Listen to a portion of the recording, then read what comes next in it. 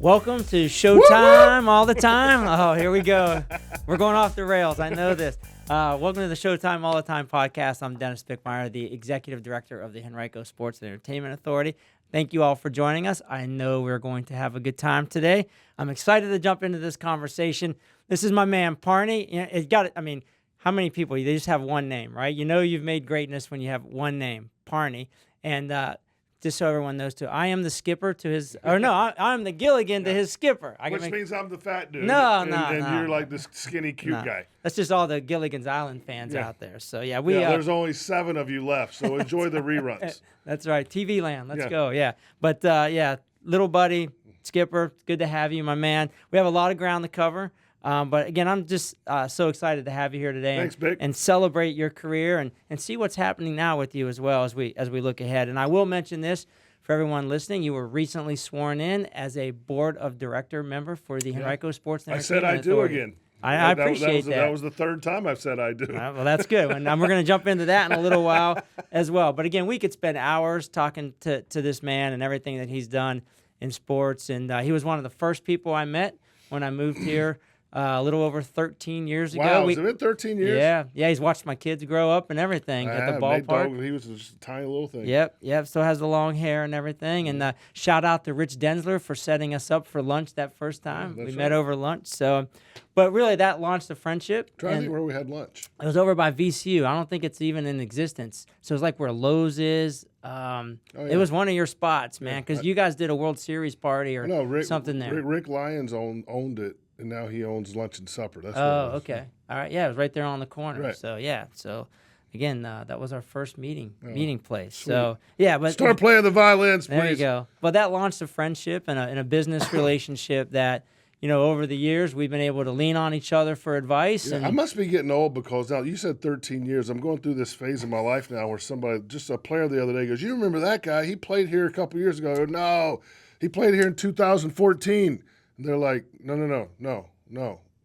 Yeah, he did. And Time I'm warp. Like, yeah, seriously. Like I've been missing years for sure. Well, when you've been dedicated to this business for 3+ years, like you have, it's easy to do. But again, we've collaborated on some community things. Turn Left Golf Classic, the All-Star Game, which was one of the highlights for our community around here. So again, I just want to jump into this business of sports. The seed for you to get into sports was planted early. And I love this story, so I'm going to have you share it again. But that seed was planted with your dad a long time ago. So tell us about that. So I grew up in Locust, North Carolina, which is between Big Lick and Frog Pond, for those of you who don't know your North Carolina geography. And a small town, great parents, grew up in a Christian home. My parents actually became missionaries, so then I became the MK, for those of you who know what an MK is, missionaries kid. Oh, okay. Which means I wasn't sure where that was going. They're going to be the wild. Sure. They're the wild childs. Gotcha, if you're an MK. Okay. But anyway, my dad took me to a minor league baseball game when I was 10 years old. The Charlotte Orioles.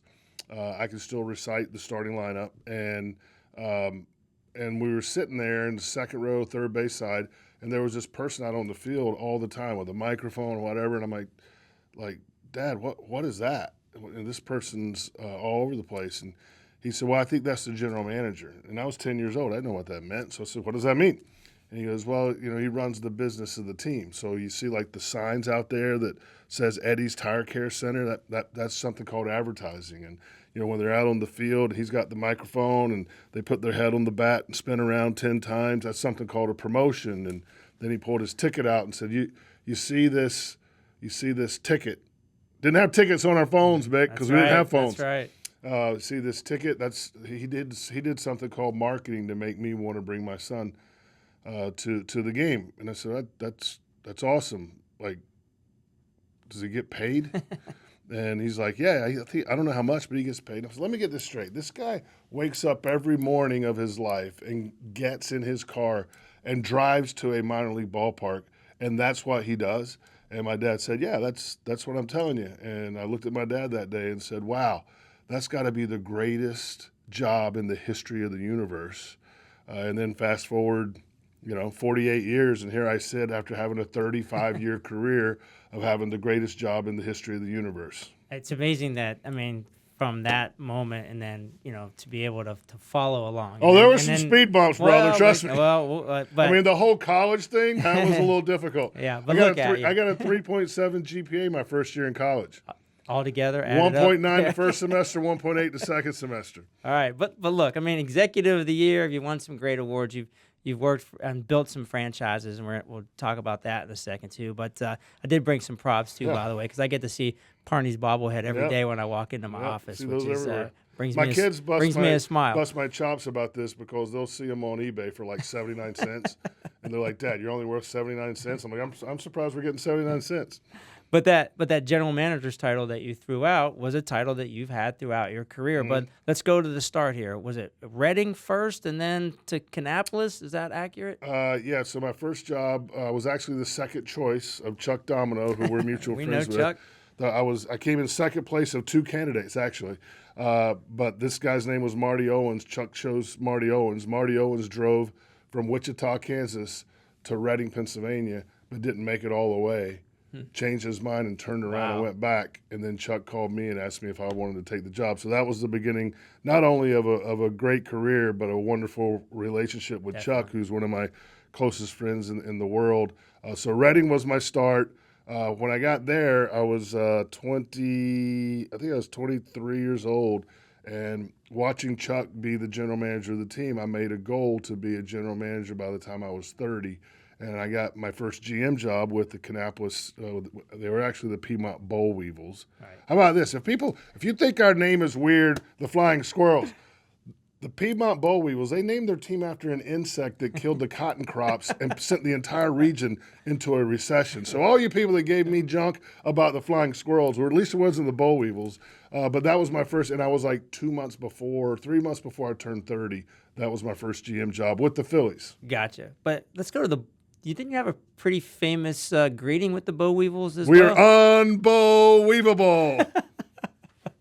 So I was at Rickwood. This is going to be all over the place. There's no way that this lasts 40 minutes. That's it. Throw this out. There's one down. But so I was at Rickwood Field last week, for the Willie Mays stuff, and I was actually there when they announced that Willie Mays passed away.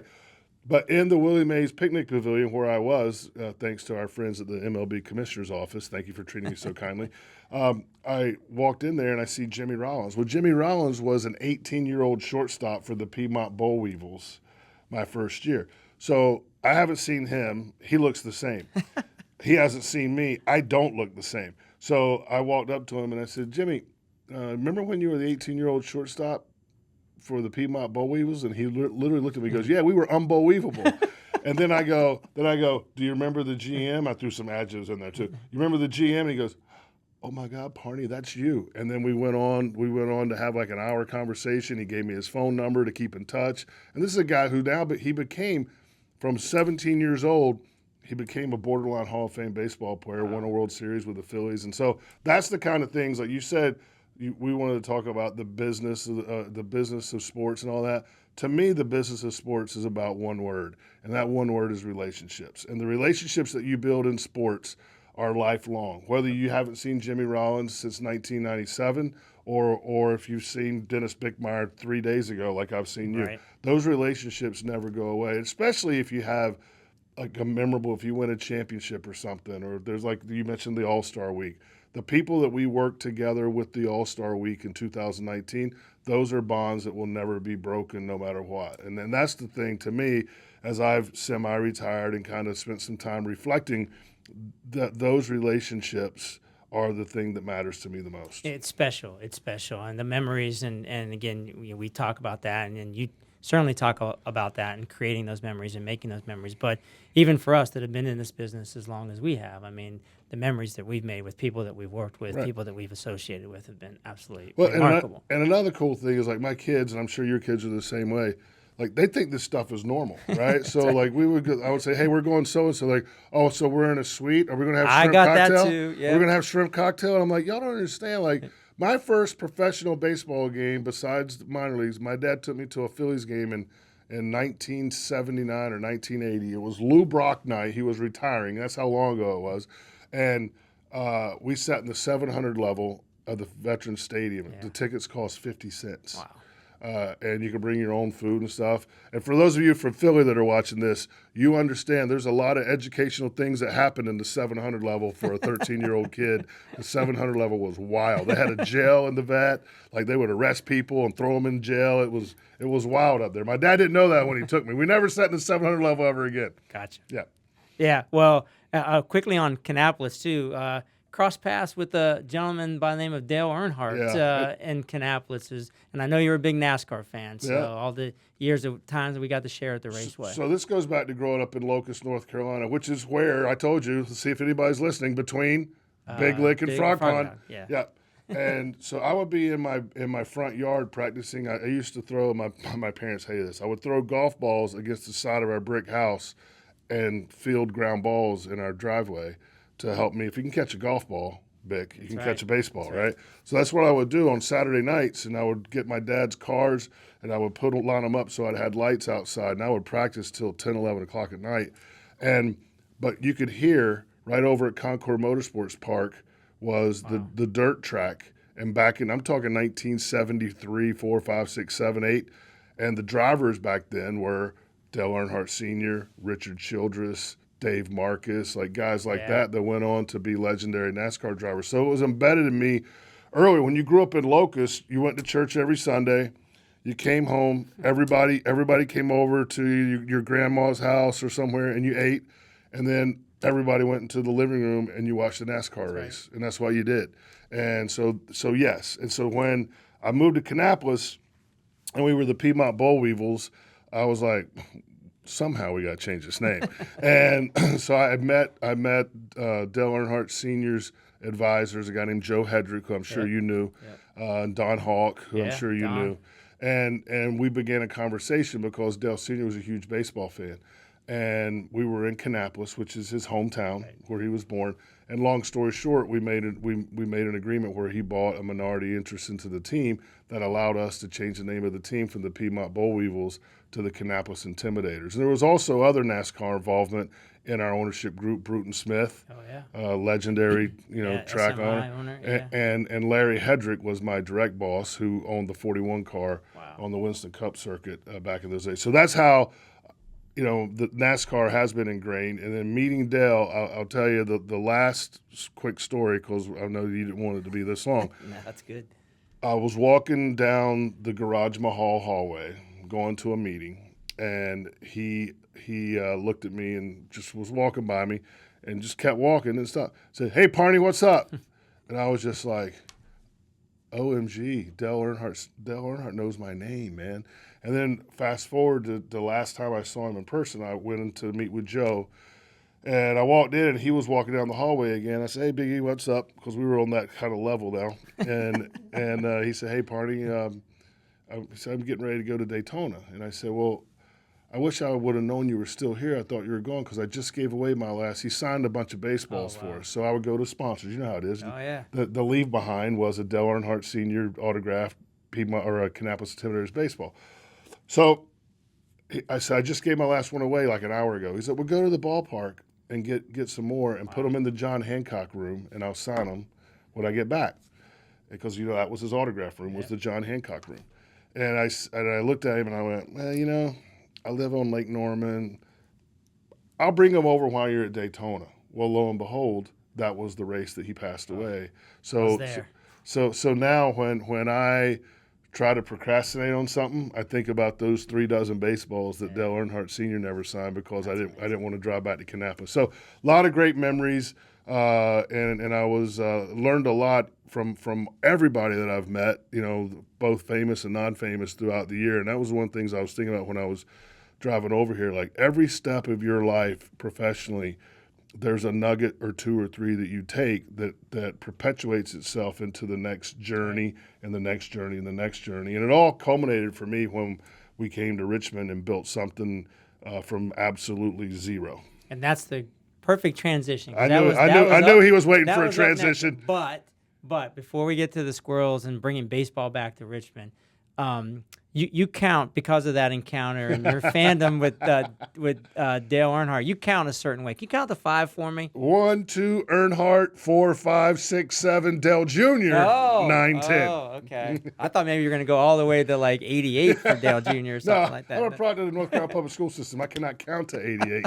We're 48th in the country, Vic. Thank God for Henrico County Schools, everybody. That's right.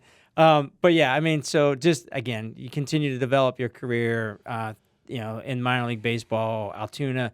But yeah, let's jump now all the way to bringing baseball back to Richmond. Like what was that first kind of reaction that you had when you got here? And certainly you mentioned the reaction that the fans were giving related to the name. Hey, look, I don't know if anybody out there has ever built something from zero, but first of all, like we walked into a divorce, right? The Braves, and I've been through a divorce. They're not pleasant, they're not pretty, but the second relationship and the second marriage for me is perfect, right? So this has been perfect for me too with baseball.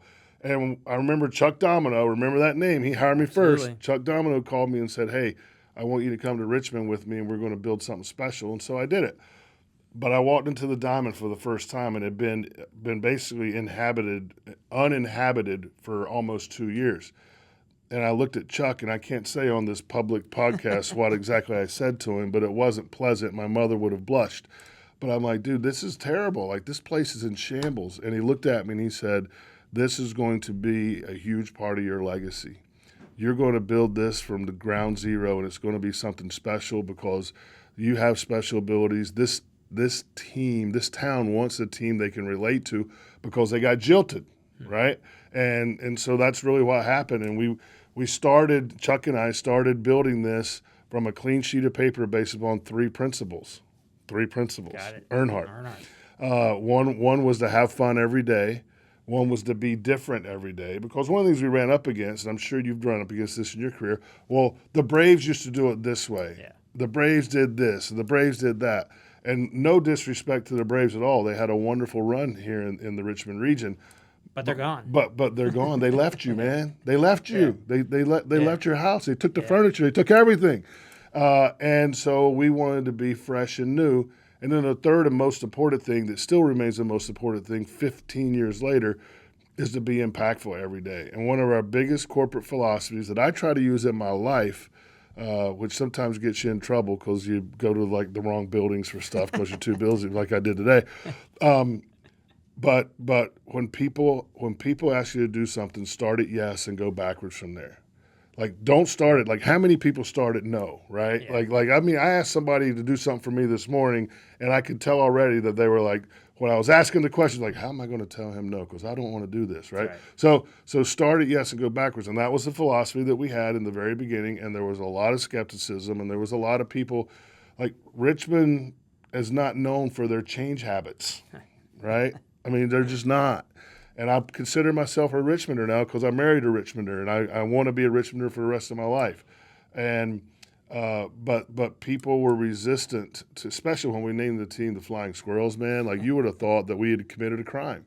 And Chuck and I would go have dinner in bar or restaurant, and we'd sit over in the corner because, there was no pants then, and there was no Parney personality, and nobody knew who Chuck and I were. And everybody at the bar would be like, I don't know who these people are that are bringing baseball back, but I wish they would go back and crawl under the rock they came from. The Richmond Flying Squirrels, are you kidding me? And then Chuck and I would send the whole bar around to shots and tell them that the idiots were sitting right over here. And we've got season ticket holders out of it, right? There you go. But like the thing that we really believed in what we're doing. And that's another thing I feel like in sports, like, you have to really feel convicted about what you're doing, and you have to have the courage to do things to do things that are different. And if they're right, they're right, and if they're wrong, they're wrong. But you have to do it. And I think that's one of the things that I'm most proud about in my career is I've done some really good things. We have done some really good things, and then we've done some things that, like, I laugh about now, But I didn't laugh about them when I was laying under my desk with my thumb in my mouth crying because it was such a miserable mistake. But, like, you got to shoot the ball, or you're not going to score, and that's one of the really important things I try to tell the younger kids, because people people today, especially, they're afraid about ending up on social media for doing something stupid or something, and I've never been afraid of that. Yeah, well, and I've heard this man say, "Start with yes" so many times, Yeah. and and again, Domino hated that one, by the way. well, but it works. I mean, it works, and I think people appreciate that. So one of the things too that I was thinking about when you were talking about things that you guys tried and things that were innovative and things that maybe didn't work, that just kind of clicked with me.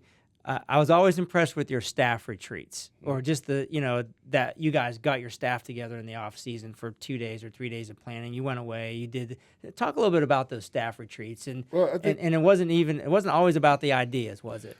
Well, I think when you're in a team sport, there's this team on the field, but from a business perspective, the most important team is the team that's across the hall in the front offices, and that has to be a cohesive unit. You all got to be rowing in the same. When you play 70 home games over the course of a summer, and then you have somebody trying to bring in other events, and all of a sudden you're working 120 events instead of 70, and the hours, somebody just asked me last night, well, why did you retire, semi-retire? And I said, well, 6 a.m. to 2 a.m. for 34 years is a lot of hours, right? And at some point, you got to live life and breathe. And you also, in my case, I wanted other people to do it, and you've trained them up. Yeah, and I was ready. They were ready, and I was ready. So, but those long hours really take a toll, especially now as I'm older, on the younger people. Like, younger people aren't used to being somewhere for 18 hours a day. So we would always call a timeout. You get to the end of the season, you call a timeout, you take them somewhere nice, to a lake house, a beach, whatever, and there's no rules. Like, we would type up a game plan. This is what we're doing on these 90-minute segments. But anybody can say anything. So if you had fractured relationships, which I did on occasion, that person could come up to me and say, "Hey, you were a jerk to me," and blah blah blah blah blah, and then we would fix it. Yeah, it. So I used to say that the retreats were like flying an airplane, landing the airplane, everybody being mechanics and taking the airplane completely apart, and the parts that are broken, you fix them. You put some new parts in, new promotions, new food, new stuff, so the airplane remains fresh, and then you start flying again. And that's what we would do, and it proved to be a really good. I'm proud to say they're still doing it, even though I'm not there. And there's things that they're continuing that are meaningful. And not many people do those retreats anymore because, quite frankly, they're costly. To take 35, 40 people somewhere costs a lot of money. But I always felt like it was a nice way to reflect on the past and jumpstart the future while creating bonds and, in some cases, mending fences that needed to be mended before the cancer grew out of control. Yeah, well, as you said, I mean, it's a long season. I mean, you spend more time with your work family sometimes than you do your regular family. For sure. So, and it's interesting, and in your new board position, you will see, and again, we're anxious to get our new board up and running here. So again, thank you for being part of that team. But the airplane analogy we used as well, it's just that we're flying the plane the same time we're building the plane here in our first 2 years. So again, we're looking forward to having your input and your help on that. So again, you fell in love with this region fell in love with you, they fell in love with the Squirrels, and you touched on kind of what that magic sauce was to make all that go. So I'm going to do something a little different here. I'm going to just throw out some words, and I want you to just kind of roll with some things here, some topics. So let's start with family. I met Tanya here, married her, and now we have the 3 kids and a great life. How about that?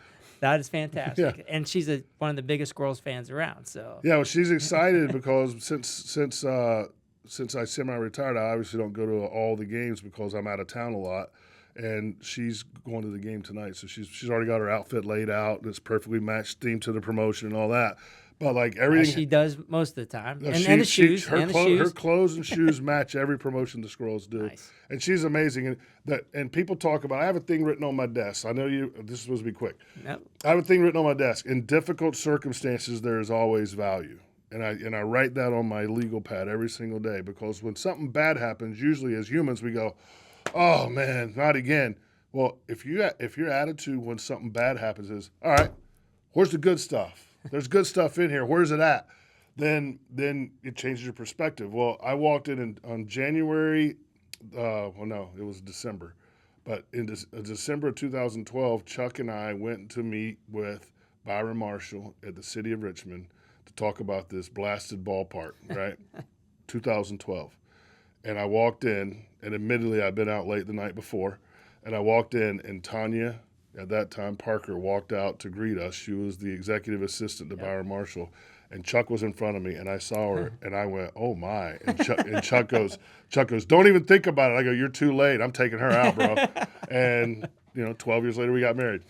I was a little slow on the marriage thing. Yeah, no, that's good. That's good. And it was a fantastic affair. That's by right. the You way. were there, yeah. New Year's Eve. So, you touched on this a little earlier as well, but let's roll with this one too.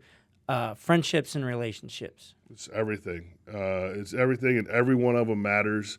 Every meeting matters. Every conversation matters. That's what life's all about. And without friendship, I won the 2011 Baseball America Executive of the Year, and I was going through my divorce with Kelly, and hadn't met Tanya yet, and I won probably the most prestigious award I could ever. And I remember when Pat O'Connor, who's a friend of yours, called and told me, and I hung up the phone, and I went, so without friends and family to share those moments with, what do you have? Yeah, no, that's fantastic. So connecting to that, community impact. The most important thing a person can do in their life is when they're gone. When I go someday, I hope you guys are having a nice time and a bunch of beers, and you say he was an impact machine. I mean, I think if it's not about me, it's about everybody else. Others before self. My dad taught me that all the time. Like you might have a shirt on your back, but look for somebody that doesn't have one and be willing to give that shirt. So impact, not only is it a good way to live life, but I also think it's a good way to do business. Yeah, definitely. Are these answers too long? No, these are fantastic. No, this is. He's giving me a one-word question. No, I'm talking man. for 10 minutes. No, that's what I this bet is you all I'd about. be a good president because, by God, we need one.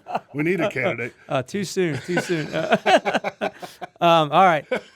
Party pants. Yes. What's the scoop? Well, in 2012 with the Squirrels, I was a regular khaki wearer like Jim Harbaugh, right? And Bick. Yeah, like Bick, yeah. And then I think I just pulled a hammy.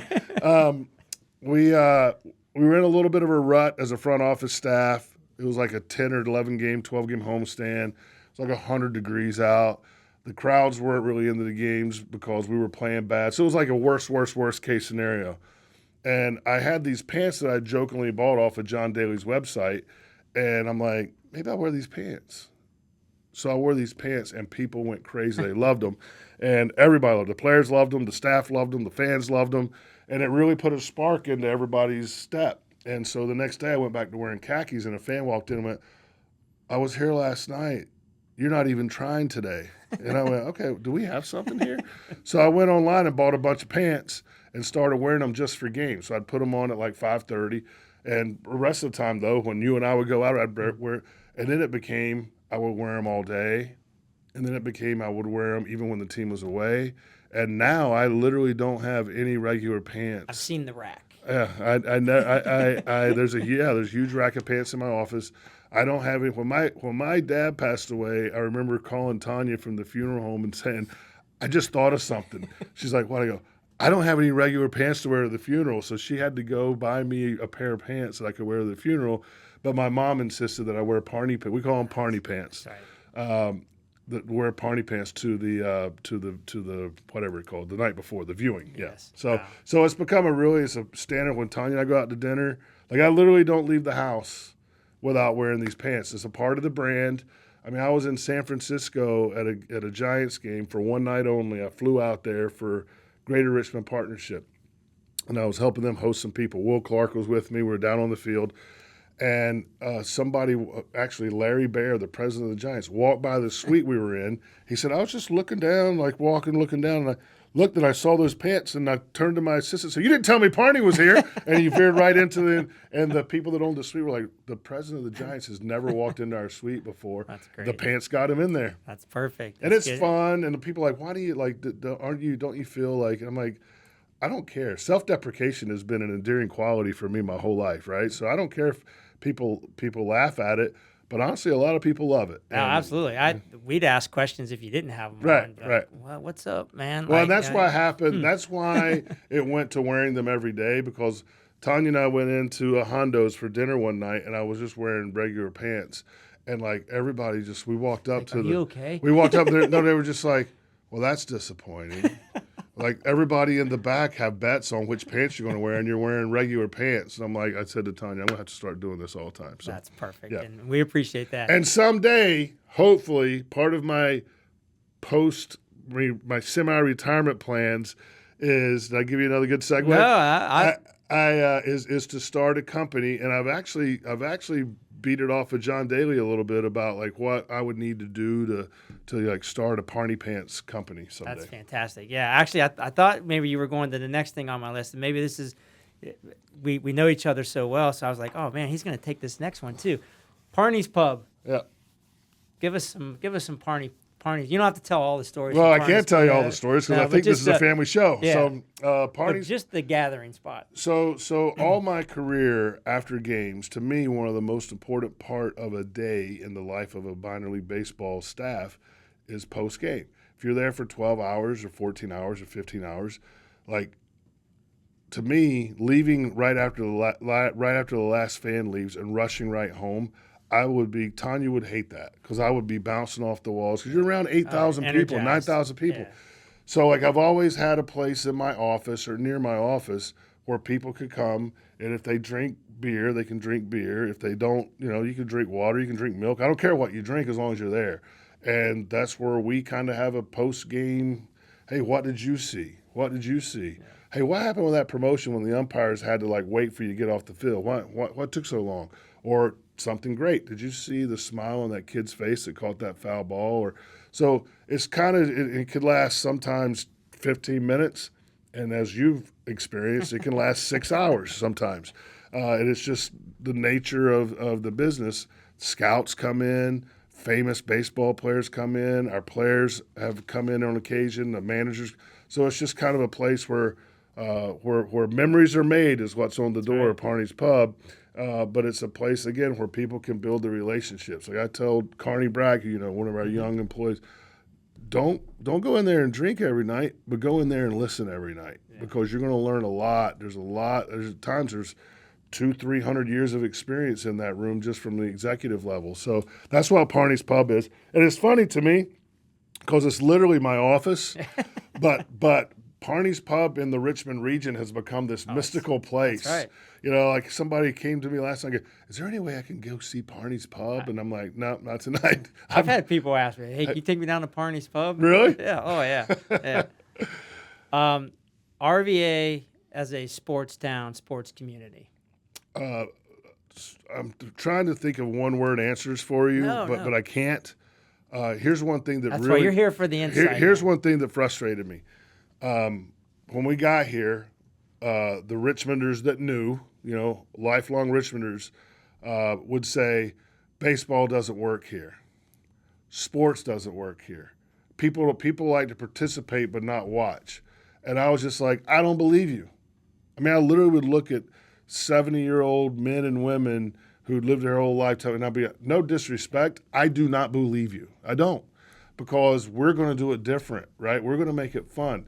I look forward to seeing you and your 6 grandkids at like 10 games a year because your grandkids are going to drag you out there all the time because of Nutsy and Natasha, which weren't born yet. So the sports scene didn't have confidence. The sports scene didn't have people didn't believe in it, right? Because I think it wasn't done for the people maybe in the past. It was done for like the Braves. Again, no disrespect. I love the Braves. A lot of great friends in the Braves organization. But I can't tell you how many times I've heard people say when the Braves were here, it was just all about the Braves baseball. They rolled the balls out. They played the games because they wanted to get David Justice to the big leagues and Ron Gant to the big leagues. I mean, you come to a Squirrels game and 50% of the people don't know the score when they leave, right? That's because it's all about the fan experience. And by the way, we've developed over 100 players that went on to play for the Giants organization. So we've done both. But that was the thing that made me at times angry because people didn't believe in the sports scene. One of the most important things I think we ever did as a sports mafia, I probably shouldn't use the word mafia on this show, as a sports community, is we would have those monthly gatherings. And it would be VCU Athletics, Richmond Raceway, the Squirrels, the Kickers, and I'm leaving people out, and I apologize. But we would all get together because that's one of the reasons me and you bonded as much, because you've worked in baseball. Sports people live different lives than I call it normal people, and I don't mean normal people in a bad way. But like until It's wired different. Listen, until COVID, I didn't know what it was like to sit at a dinner table at 6 o'clock and have dinner with Tanya. Yeah. Never done it in my entire life. So I was like, wow, this is people walk around the neighborhood and hold hands like that's what they do. Because somebody said to me, how's the traffic after the game? And I'm like, I don't know, because I've never been in traffic after a game. I'm in traffic 3 hours after the game, but there's no traffic.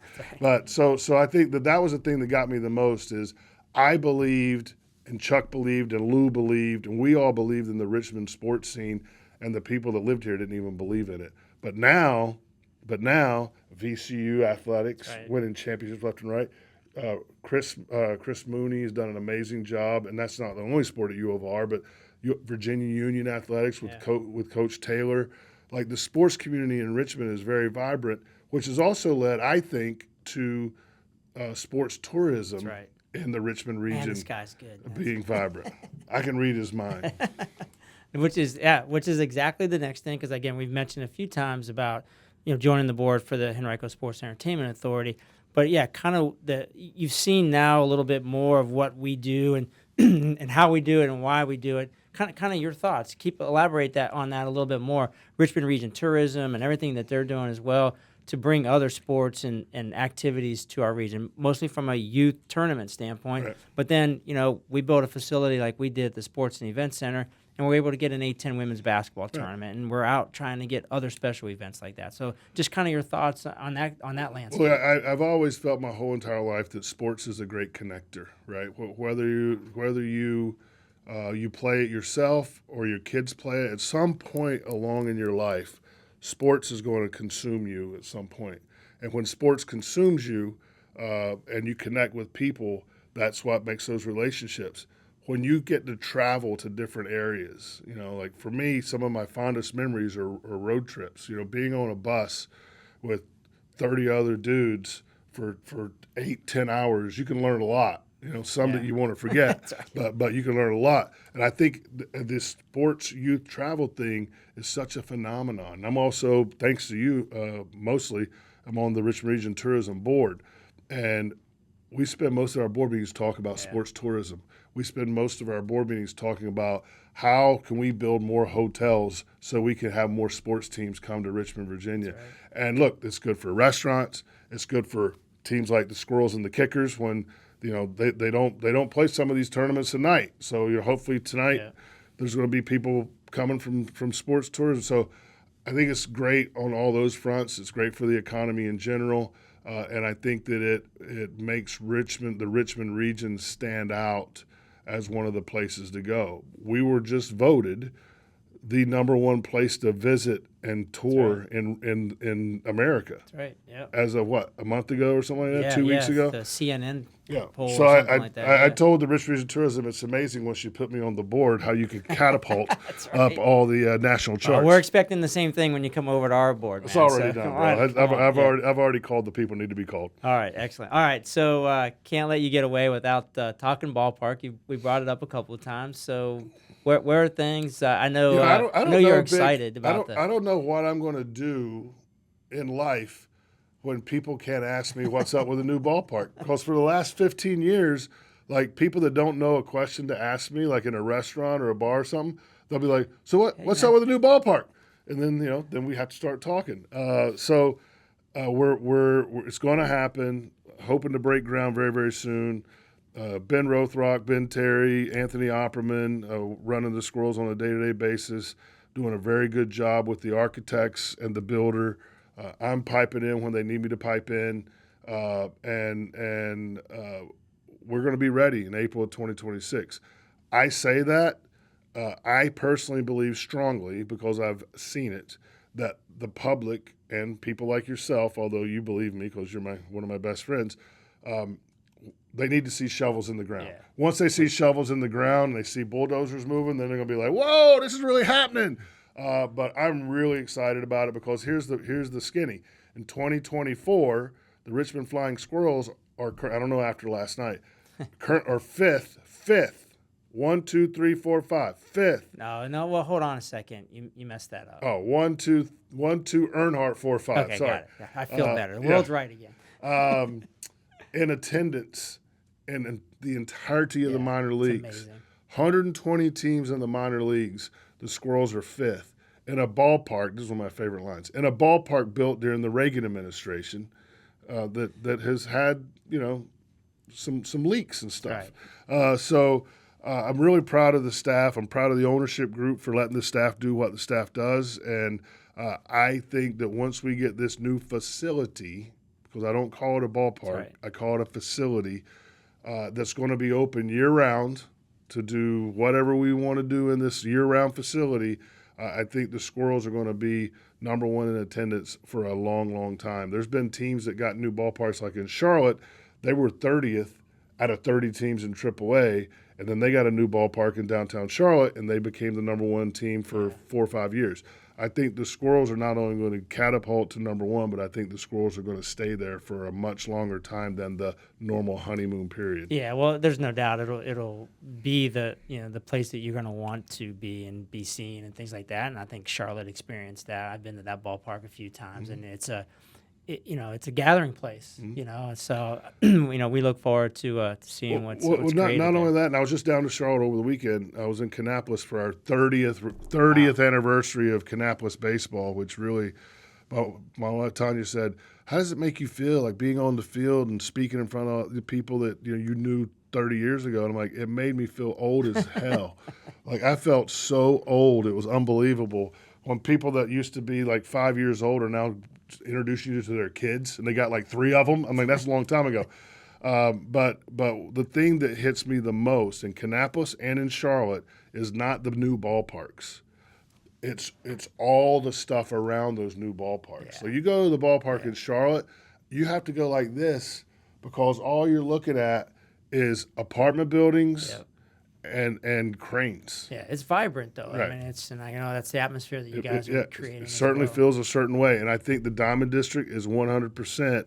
And I'm really looking forward. One of the things we're working on for post life for me is a real live Parney's pub going into the Diamond District, so a place where people can go before and after the games, or even when the team's on the road, that'll have all kinds of fun things to do inside Parney's pub. Can I buy a season ticket at the bar? Or You're going to be at the mafia table. Excellent. We'll have one of those big soprano tables in the back where I'll be sitting. Yeah. You'll be there. Yeah.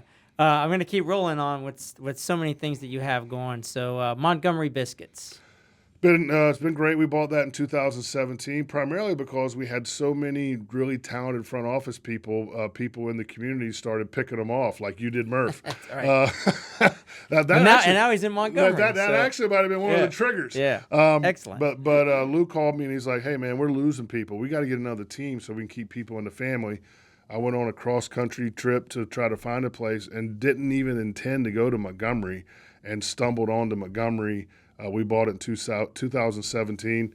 Brendan Porter, who is now back involved in Richmond on a limited basis since I've stepped aside, kind of overseeing stuff. Brendan Porter's done a great job down there. And Mike Murphy, who you just mentioned, became a GM, and Murph has been a really important person to me in my life. And so I'm really proud of them. But that's just another example of treating your business like a family business, trying to keep people in tight as much as you can without stifling their growth, which again was a big part of the decision I had made to step aside, was so Benny, BT, Oppo, and others, Megan, Garrett, all those people could continue to grow. No, that's fantastic. And again, to know a lot of those as well. And for me, from my seat, to be able to watch them grow in their careers as well has been really a lot of fun. And then, again, I can see a lot of what you've instilled in them. So congratulations on that. I tell them, like, I want you to do the stuff I did right, but don't make the same mistakes as me. And, like, one of the things I told them, like,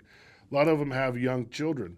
I'm like, don't stay at a Squirrels game, when your kids are playing youth sports. Like, don't miss games. I missed everything, and I regret it. So I think that's part of leadership that's really important. Don't think that you were right all the time. And I told Brendan last night on the way home, we were talking about something, said, hey, I did that wrong. Don't do it the same way as me. Do it this way. And I think being able to admit the things that you did wrong continues to be a learning thing just for myself personally, too. That's fantastic. And you get to share a lot of these stories over your career with the launching of the Parney Time podcast. Thanks. Yeah, you're a member of the pub club, Parney's Pub Club. That's been a lot of fun. That was one of the things. Like, one of the things I didn't have in my career was time. Like, I had no time, and so when I made the decision to get more time, I certainly wasn't going to be sitting at home. Although I do enjoy sitting at home now, watching the Andy Griffith Show and all that. Watch it every night, twice a night if I can. They're all reruns though, Vic. TV land. But there's a few things I wanted to do, and a podcast was one of them. So I joined forces with our mutual friend Jamal Dokes, who's Jerome Bezos' business manager, and Jay Dokes and I started figuring out how we wanted to do a podcast. And Jay Dokes has done a lot of this stuff with Jerome and others. And so we signed on with Octagon Sports, and we started a podcast about 6 weeks ago. Called Parney Time. You can get it on any place that you can get your podcast. You can get Parney Time. First episode was with Will the Thrill Clark, and you were in the pub club for that. We filmed it at the Sports and Entertainment Center, and it went great. And a clip from that went viral and has now gotten over 2 million views on Instagram. Go find it. Yeah. I laugh every time I see it pop up somewhere. Yeah. It's a clip about Ricky Henderson. Yeah. So when I was in Birmingham last week, I was at the hotel bar after the game, and a guy that I became friends with named Mark from MLB Network came in, and he said, hey, I saw Will Clark at the game tonight. And I'm like, yeah, he was there, blah, blah, blah. He's like, I saw the funniest thing on Instagram today, and Will Clark telling a story about Ricky Henderson. I go, bro, that's my podcast. And he was like, no way. So that's another funny part of this business is like just the connectivity of everything, and you never know, right? And that's one of the slogans of the podcast is you never know. You never know who you're going to meet. You never know who you're going to bump into. All 4 umpires of the Major League game I knew from the Eastern League. So we went out and had a couple of drinks after the game too. So you never know who you're going to bump into. You never know what this life's going to bring you. But Parney Time Podcast is becoming a fun little project. And I don't know if it's going to be successful or not, but I'm pretty proud that it's already gotten 2 million hits on Instagram, really right? Good. Hey, I listen to it when I walk, and I think I shared this. I think I told you via text that I was walking. I was at the Will Clark one. I listened to it a couple times, listening to it again, and laughing out loud on the Ricky Henderson. People walking along the road are looking at me like, what's wrong with this guy? Well, it's in inning. We don't call them episodes. We call them innings. And inning number 2 was Steve Klein, who's a good friend of ours, who was our pitching coach, who's now a college baseball coach at Indiana University of Pennsylvania. But he was, for you baseball fans, he was the player for the Cardinals back 20 years ago who he wore the same hat for 5 years. It was filthy. It was complete. It was a red Cardinals hat that was completely black by the time he had to throw it away. But he told some really great stories about Tony La Russa, Mark McGuire. So listen to it. Inning number 3 just released 2 days ago, I think, and that was Carl and Sam Ravitch, father-son duo from ESPN. And we're taping inning number 4 next week. Excellent. Well, again, make sure you go out and find Parney Time Podcast. And what again, time is it? Parney time. That's right. All right, so keeping going with this theme, though, there's still... Are we running out of time We yet? are. We're almost there. But I can't let this go because, first of all, you're never going to, you're slowed down, but there's still a lot on your to-do list. There's still some due diligence that's happening out there. What else do you want to share about what's well, one of the things that was just released to the media a couple weeks ago was our desire to investigate hockey into the Richmond region. And, I'm very proud of the fact that we brought baseball back to Richmond. And I told Tanya one night, well, wouldn't my tombstone really look nice if it said brought baseball and hockey back to Richmond? And she said, no, I thought it would be nice to say like loving husband, father. But we've got a lot of great friends in the hockey industry, one of which is Doug Yinks, who you've gotten to know through me. And Doug is a legendary executive in minor league hockey with the Hershey Bears. Talked to him. I've been looking at other organizations and also talking to people like yourself, who's a hockey dad. That's right. Right? And hockey families. I just feel like it's something that's missing in the Richmond region. And I love the Richmond region. I want the Richmond region to have everything that it can. And like I said, again, I was interviewed again yesterday about this. There's a million things that can go right and there's a million things that go wrong. Do I know that it's going to happen? No. But do I want to try to make it happen? Yes. So that's kind of where we're at. A lot of details left to be determined. But bringing pro hockey back to Richmond, Virginia is certainly on my to-do list. Yeah, I think it's fantastic. As we've talked before, it's one of the biggest questions I get. I mean, not just because I'm in the hockey family community with a young son that's playing, but just in our new endeavors too, and what we're trying to do. It's just that question's out there. So I'm glad to hear that due diligence is taking place. And hopefully people will have a little bit of, when they hear this, it's not like some stranger saying it, right? Like hopefully people get some solace and confidence if the Squirrels and Parney are involved in some way, shape, or form, that we want this to happen. So we just got to keep the snowball rolling down the hill and see what happens. Oh, that's great. That's great. And again, glad that someone like you is willing to pick up the ball and look into something like that. I might drop it, Bick. You never know. That's all right though. But like you said though, you never know until you try. Right. I mean, so that's great. All right, we are getting to the end. I know everybody's tapping their watches around here. No. So, but this is this little show and tell time. So, what's fun is I brought a couple things, and you mentioned a couple names here. So some things out of my sports memorabilia collection.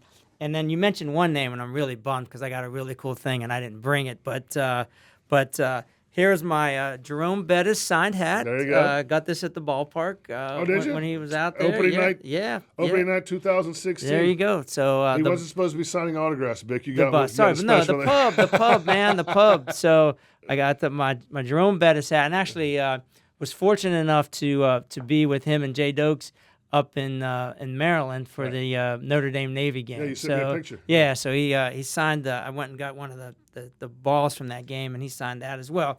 And then I know, first of all, let me go back here. People start bringing stuff out underneath the table. It makes me really nervous. Yeah, don't worry. It's all good. Well, and then you mentioned Daly, and I'm like, oh, idiot, you left the John Daly picture at home that I have from when I worked for the LA Rams, and Daly was promoting. He just won the PGA Championship and was kicking field goals. Was kicking field goals on the field with Frank Gifford holding, and Daly's out kicking field goals barefoot. Yeah. So we got a photo with him with a heater in, probably. Yeah, and by the way, as part of the promo, they were promoting the Skins game over Thanksgiving, and it was a Monday night game, which is why Gifford was there.